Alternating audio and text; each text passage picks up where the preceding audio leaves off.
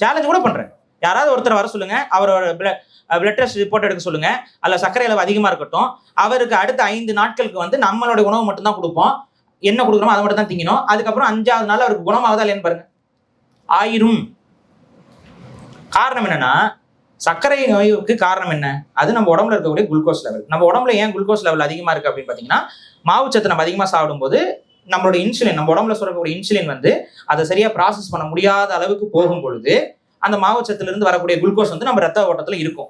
நம்ம உடம்புல குளுக்கோஸ் ரத்த ஓட்டத்துல இருந்துச்சுன்னா அது வந்து நம்ம உடம்புக்கு வந்தது அல்ல.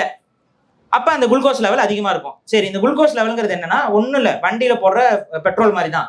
நம்ம உடம்புல இருக்கக்கூடிய ஒவ்வொரு செயலுக்கும், நான் கையை தூக்குறேன்னா குளுக்கோஸ் செலவாகும், நான் பேசுறேன்னா குளுக்கோஸ் செலவாகும், நான் சிந்திக்கிறேன்னா குளுக்கோஸ் செலவாகும்.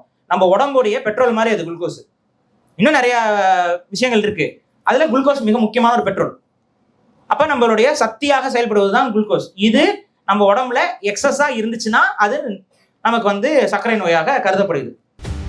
பாரிசாலன், மன்னர் மன்னன், மணியரசன் ஐயா, சித்தர் மூங்கிலடிகளார் போன்ற தலைச்சிறந்த ஆளுமைகள் பங்கு பெற்ற மாபெரும் சித்த மருத்துவ கருத்தரங்கம் நமது சென்னையில். இதோடைய முழு நிகழ்வையும் பார்க்க கீழே இருக்கிற பிளேலிஸ்டை பார்க்கவும். இந்த நிகழ்வை முன்னெடுத்தது தமிழ் சித்தரியல் அறக்கட்டளைக்கு உங்கள் ஆதரவை தாருங்கள். நீங்களும் மர்ம சிகிச்சையாளராக டிப்ளமா இன் வர்மா தெரப்பி மற்றும் அனைத்து தீராத வியாதிகளுக்கு மருத்துவம் சிகிச்சை பெற தொடர்பு கொள்ளவும் 6382857668. தமிழ் சித்தரியல் குருகுலம் மற்றும் அறக்கட்டளை.